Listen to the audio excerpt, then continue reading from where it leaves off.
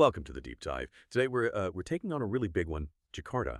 It's this incredibly vast, dynamic city. And if you've ever thought about living there or visiting or even just trying to get your head around its scale, well, you know it can be a challenge finding your way. A bit like navigating an ocean, maybe.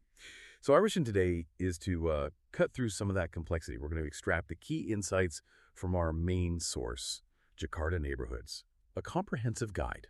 Now, this isn't just some random blog post. It comes from moveandstay.com. And these guys, they've been helping business travelers and expats find places across Asia for like over 25 years. Places to work, places to stay short-term, long-term. So that quarter century of experience, it gives this guide some real weight, some serious authority when we talk about Jakarta's neighborhoods. Absolutely. And that deep understanding from moveandstay.com, that's what really lets this guide shine a light on Jakarta's, unique character, this mix of the super modern and the really deeply historical all woven together. It's about helping you find where you fit in. Maybe you want quiet and leafy, Right. or maybe a buzzing food spot, or somewhere packed with history. It really makes you ask, okay, what kind of Jakarta experience am I actually looking for? Okay, so let's unpack this then.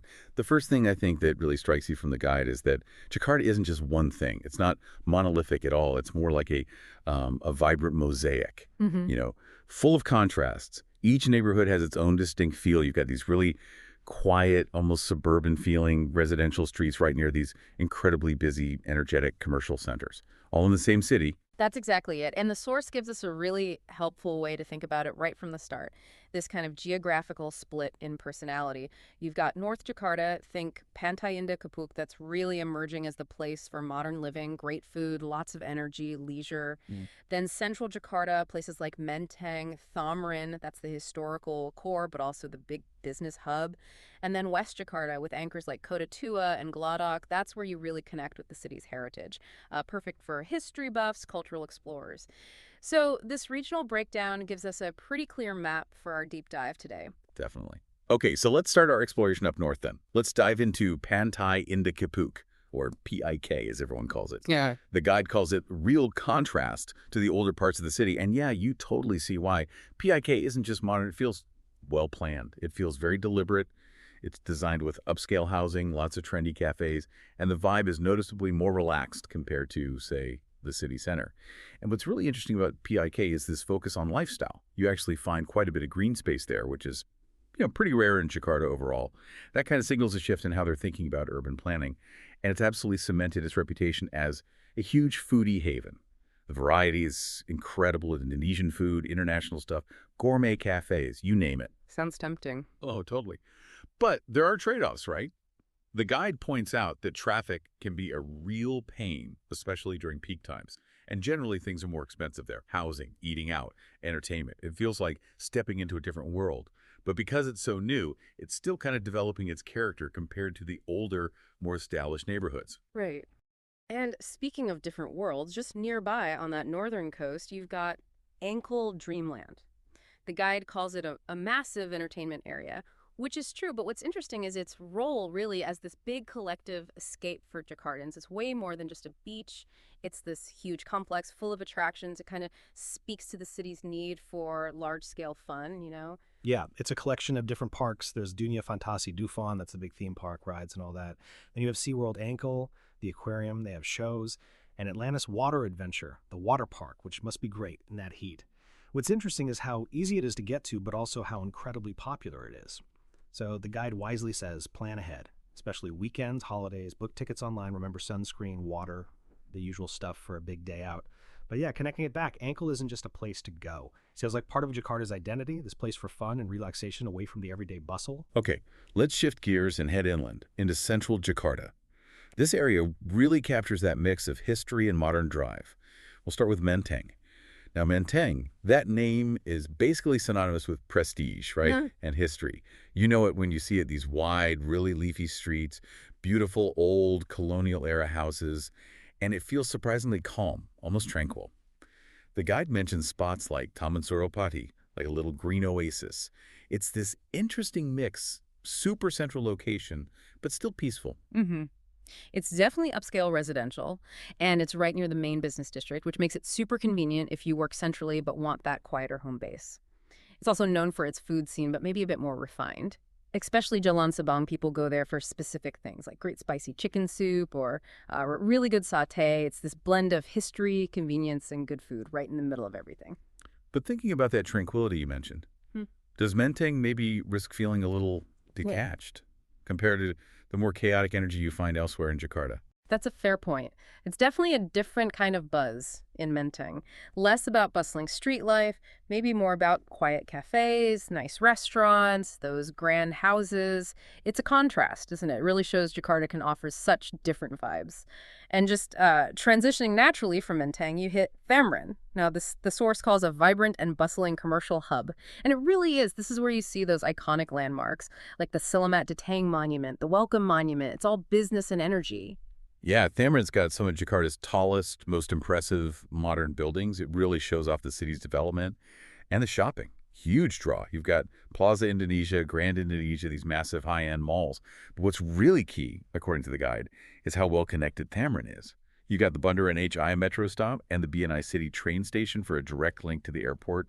Super practical. Right, so it's easy to get in and out. Exactly. And accommodation reflects that mix, too. You can find everything from pretty decent budget places right up to, serious luxury hotels.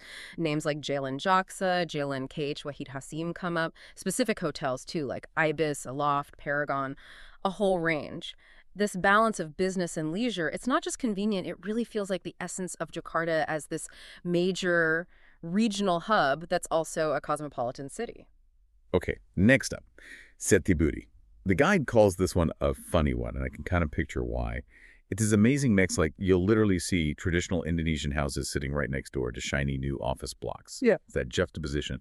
It's technically in South Jakarta, and it's got this big reputation for food, like really diverse food, street food, fancy restaurants, everything in between. I remember the source mentioning an anecdote, someone saying something like, tried to find an apartment there, no luck, but man, the food was incredible. Huh. Sounds about right for Jakarta. Yeah. And what's cool about Setibudi, apparently, is that it hasn't been totally flattened by development. It still has a lot of its original character. The food scene is genuinely vast, apparently something for everyone. And the transport links are decent, making it relatively easy to get around. Plus, that mix of homes and businesses means it doesn't just die at night when the office is closed. It feels alive, like a real snapshot of the city changing. Yeah, that's a great way to put it. And not far from there, you find Cikini. The guide nails it by saying it has a cool vibe. It really lives up to being this cultural and artistic hub that's not just talk. Taman Ismail Marzuki, the big arts center, is there. It's constantly got stuff going on, exhibitions, theater, films. You can feel that creative energy. And what's really charming is the architecture, the historic buildings, these little tucked away cafes.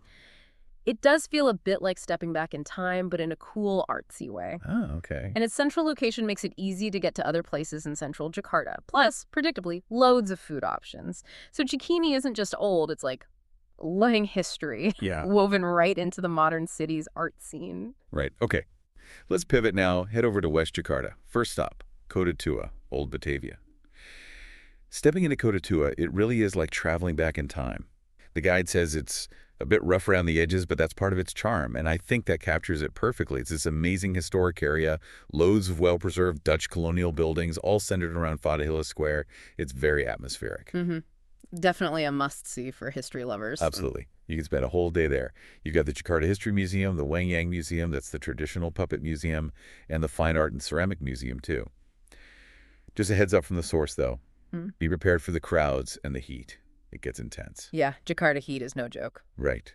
So, water, comfy shoes, essential. And the guide mentions the street performers can be quite persistent. As to the vibe, but good to know. Oh, and definitely try the street food there. It's all part of the experience. Sounds like a full-on sensory experience. And speaking of sensory overload, from Kota Tua, we can jump right into Gludurk, Jakarta's Chinatown. And this isn't just any Chinatown, it's the largest in Indonesia. The guide uses the word buzzing, and honestly, that might be an understatement.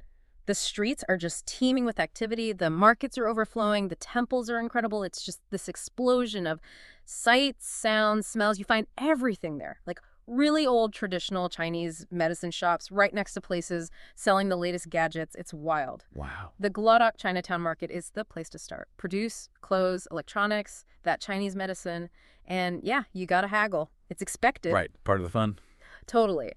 And For a bit of peace amid all that energy, the Vihar Dharma Bhakti Temple is there. It's one of the oldest Buddhist temples in Jakarta, a really calm spot. Looking at the bigger picture, Glodok isn't just a neighborhood. It really shows off Jakarta's incredible cultural mix, how different traditions live side by side and really enrich the whole city. Yeah, that makes sense.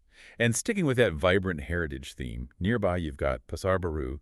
Now, the name means new market, which is pretty funny because it's actually one of Jakarta's oldest shopping districts.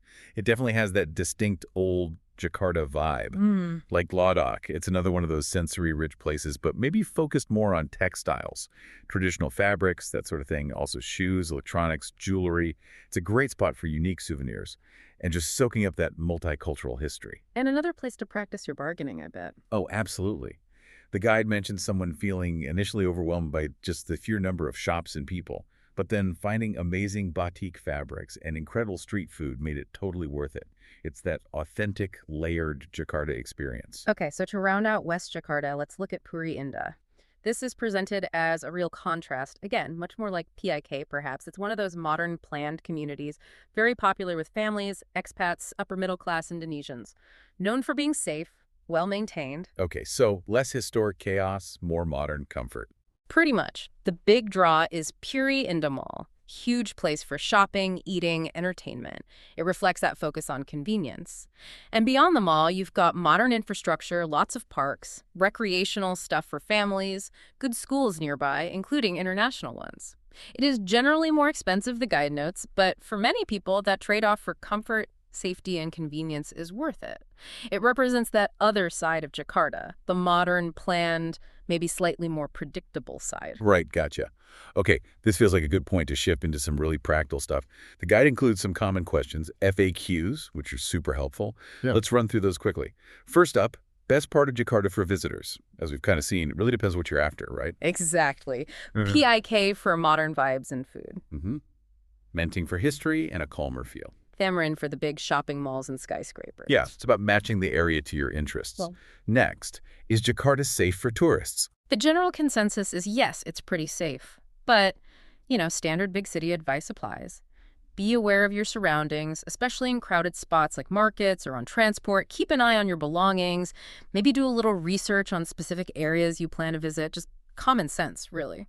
Okay, how about getting around? What's the easiest way? You've got loads of options. Taxis are everywhere. Ride-sharing apps like Gojek and Grab are super popular and usually very efficient. Then there's the Transjakarta bus system, which is really extensive, and the commuter train network is useful too. But the traffic. Ah, yes. The traffic, you just have to factor it in. It can be intense, so allow plenty of travel time. It's just part of the Jakarta experience. Right, okay. Weather and best time to visit. Tropical. So hot and humid basically all year round. The dry season is generally May to September. That's probably the most comfortable time, less chance of heavy rain showers compared to the wet season, which is roughly October to April. Got it. And maybe most importantly, the food. Oh, the food is legendary. Jakarta is famous for street food. You absolutely have to try nasi goreng, fried rice, satay, grilled skewers, soto betawi, a rich beef soup. Food stalls are everywhere, especially in places like Glodok we mentioned. Just be adventurous. Try new things. It's amazing. Definitely sounds like a highlight. And finally, are there many interesting places to visit? Absolutely loads. History buffs have Kota Tua, the national monument, Monas. For fun, there's Ankle Dreamland. Then you've got endless shopping malls, art galleries popping up, parks. You won't run out of things to see and do. Okay, fantastic. So wrapping this up, wow. This deep dive really shows just how huge and layered Jakarta is. Trying to figure out where to stay or explore can seem overwhelming at first, but hopefully we've shown that each part of the city, each neighborhood has its own distinct rhythm, its own personality. Modern luxury, quiet history, buzzing culture. It's all there. It really just depends on what you like. Our advice, just take your time, explore a bit. You'll find the spot that feels right for you in this incredible city. Yeah. And maybe a final thought to take away.